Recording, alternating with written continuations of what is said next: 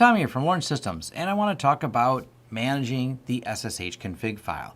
It is a great convenience to set this up, configure it, so you can easily log into servers, give them names, give them aliases, essentially that you can just SSH right into them, maybe even tie in some forwards, maybe tie in a dynamic forward that ties to proxy chains, and maybe even just push a command through there, specify different usernames, identity files.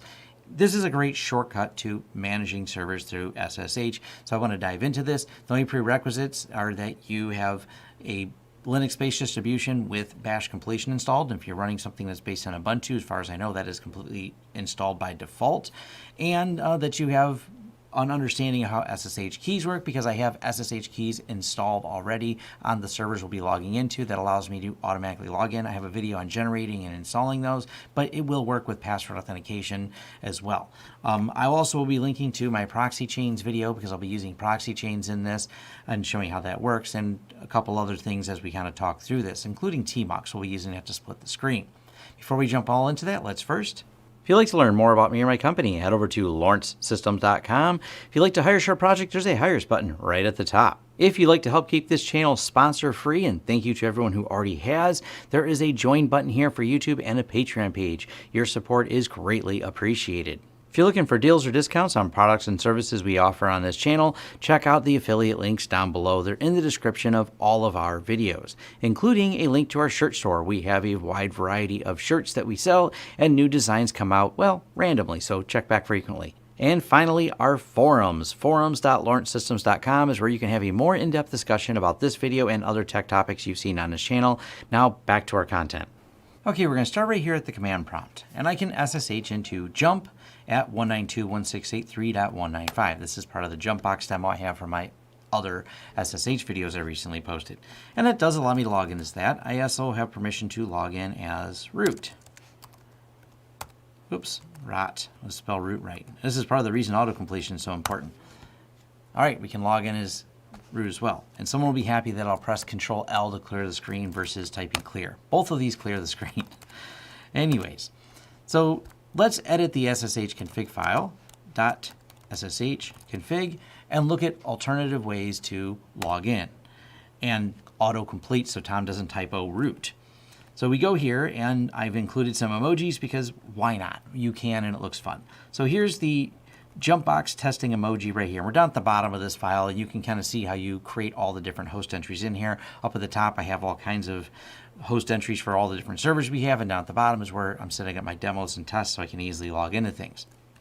So host, jump box, testing emojis, and reboot jump box. Let's first look at this one right here. So it's host name 192.168.3.195, user jump, port 22.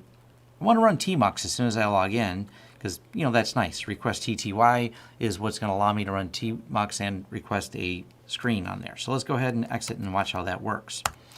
SSH jump box test. And if you notice how it doubled up because I was already running tmux, it's now running tmux inside of tmux on this system here. Exit, and it exited. So let's go back into the config file. What if we didn't want to run tmux? And we'll just comment these out. Just the basics. We're going to say user jump port 22. Now this is also ways you can specify from the command line what port. SSH defaults to 22, but you do have to implicitly list it when you're using the config file. So we'll go here, host name, user jump port 22. Write this out. Now we logged in without kicking off tmux when we logged in. It's just a normal command prompt. So pretty simple there. What if we wanted to log in as root? Well, that's pretty easy too. Just go here.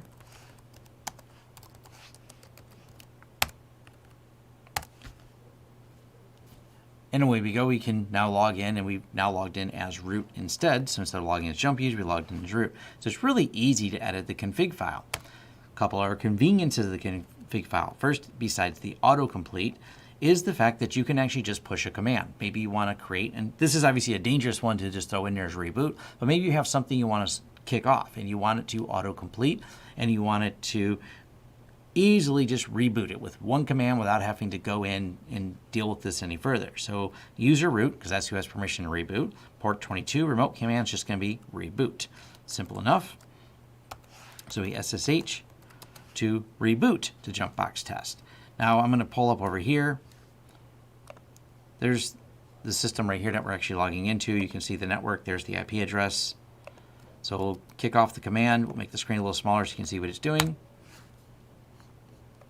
And right away, it reboots this. It'll reboot relatively fast. So you can also use this to push commands. Now, if you notice at the bottom, it says local IP, VPN IP, but if I were to look at what my public IP is, you'd get my office IP address right now. How can we fix that? Well, that's another interesting feature that you can do in here, and I've talked about proxy change, and I mentioned at the beginning of the video.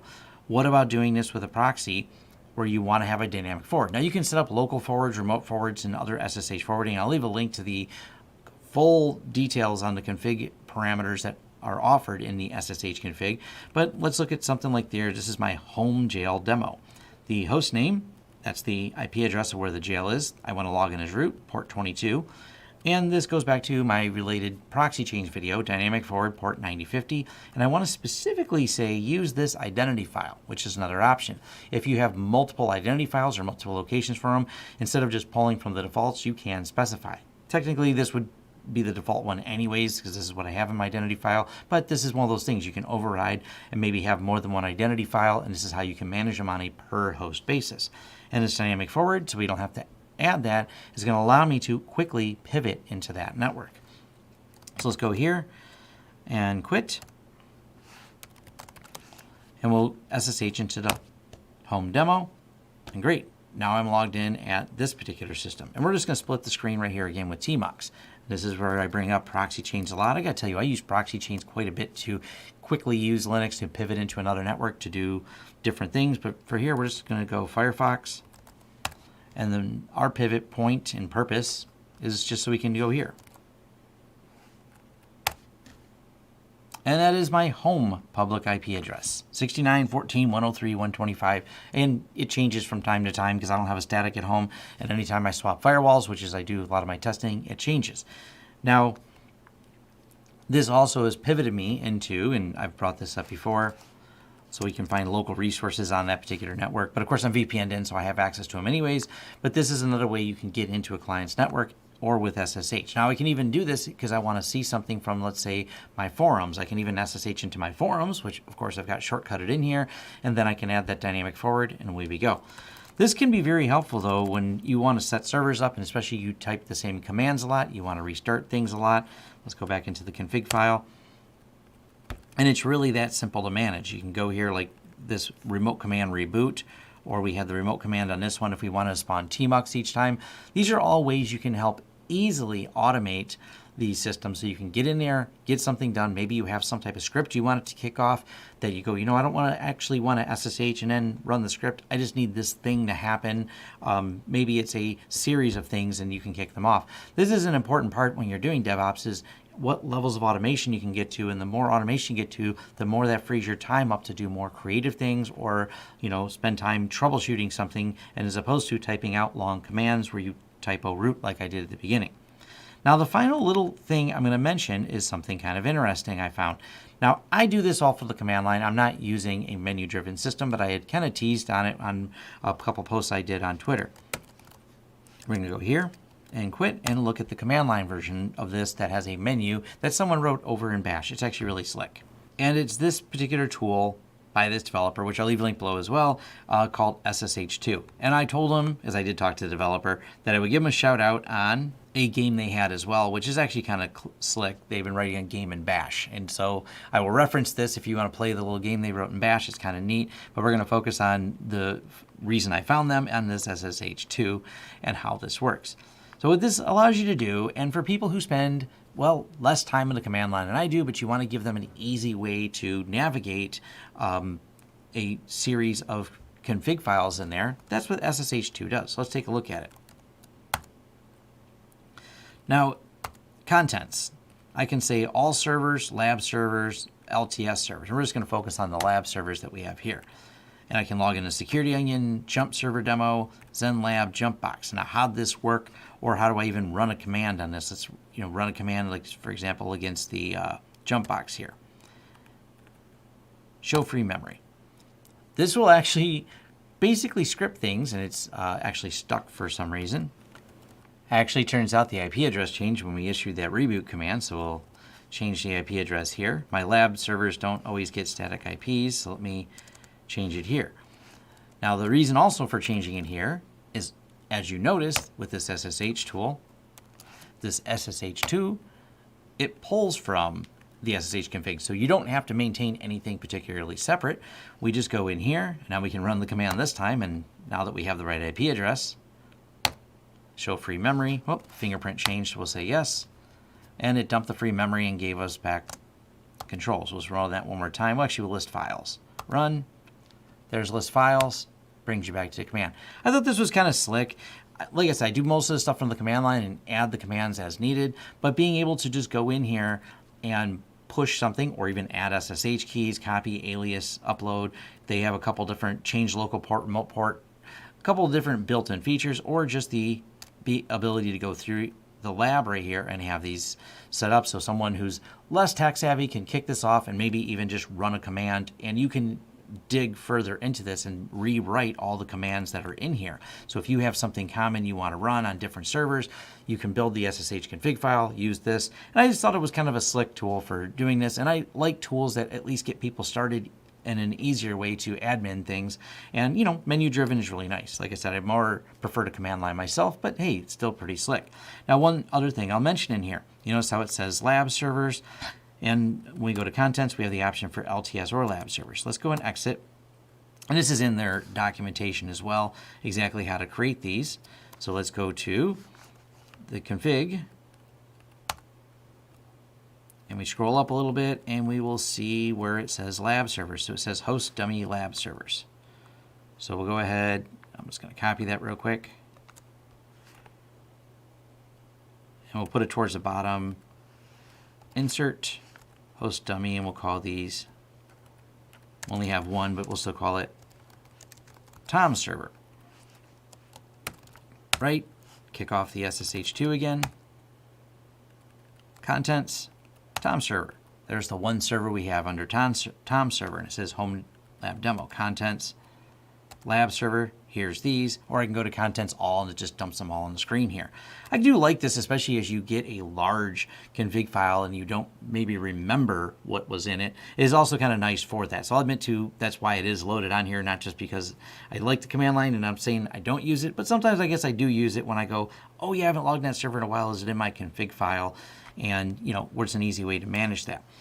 One more comment on that. So if we go and edit this config file, and we wanted to add another name on here to say things like testing emojis. So we have here, and this is not necessary, and these, for example, the host dummy, it's ignored by standard command line SSH. It's only used by this SSH2 bash setup to look for things, including how we have host jump box, the pound, and then a comment afterward.